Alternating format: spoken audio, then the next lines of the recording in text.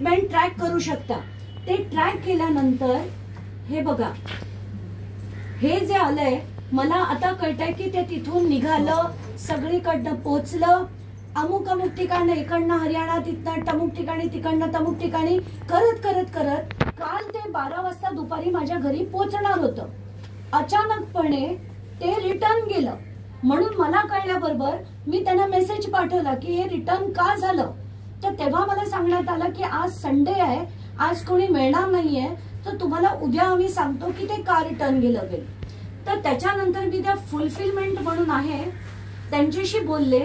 त्यांनी आता कॉल केला, हे बघा,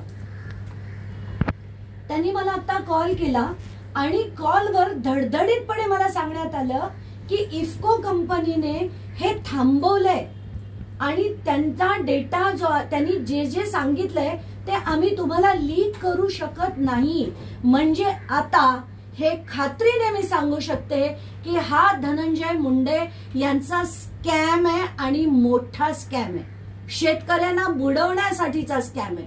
कारण त्यांनी जर हे थांबवलं नसतं तर आपण एक वेळ शंकेची पाल तरी ठेवली असती, पण आताच्या घटकेला इफ्को कडनं हे थांबवून मला डिलिव्हरी न येऊन देणं, आणि याचा सगळा डिटेल्स आहेत माझ्याकडे, इनवॉइसची कॉपी आहे, पेमेंटचे डिटेल्स आहेत, ट्रॅकिंगचे डिटेल्स आहेत, कुठून कुठपर्यंत गेली ते सगळे डिटेल्स मी आता माध्यमांना शेअर करते।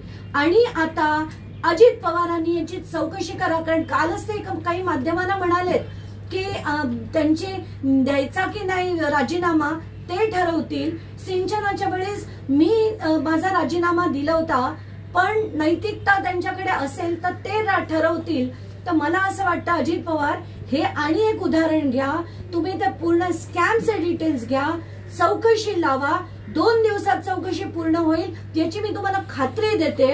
आणि यांचा राजीनामा तुम्ही कुठच्याही परिस्थितीत घ्या, आणि तुम्ही जर म्हणत असाल मंत्री ठरवेल तर हे ऍब्सोल्यूट रबिश आहे।